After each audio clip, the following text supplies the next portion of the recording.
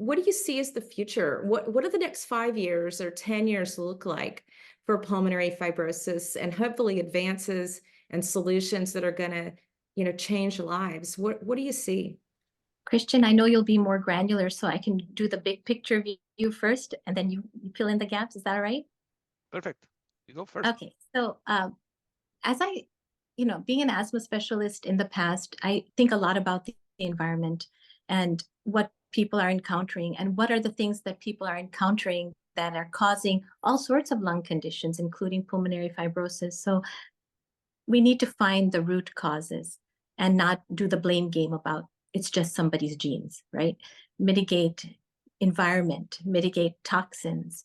And if there is a familial or genetic predisposition, figuring that out and managing around that and being safe.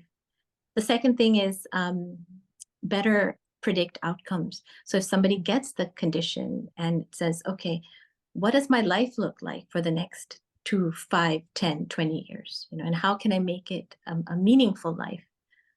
And I want to treat earlier. I want to treat earlier, but with drugs that'll help you and not hurt you, and drugs that are proven to be helpful. So that's what we need to do. And then again,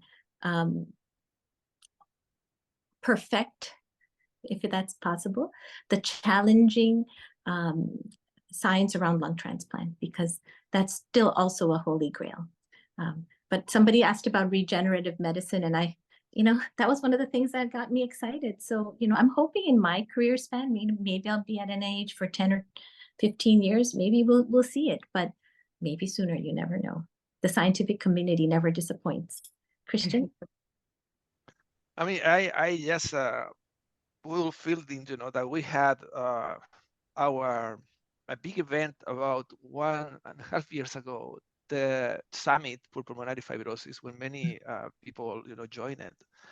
We published the proceedings of this event, of this workshop at the end of last year. There are 3 topics there that are key, and I think this will be shared in big part the way we may go. And we have discussed about them today. Just to recap very briefly, the development of models that are translatable to humans for drug testing and knowing of the biology of the pulmonary fibrosis is one. Second part is the development of clinical trials that are nimble and that can adapt, that can fast response, and take the best drugs with the experimental drugs, for fast translations to patients.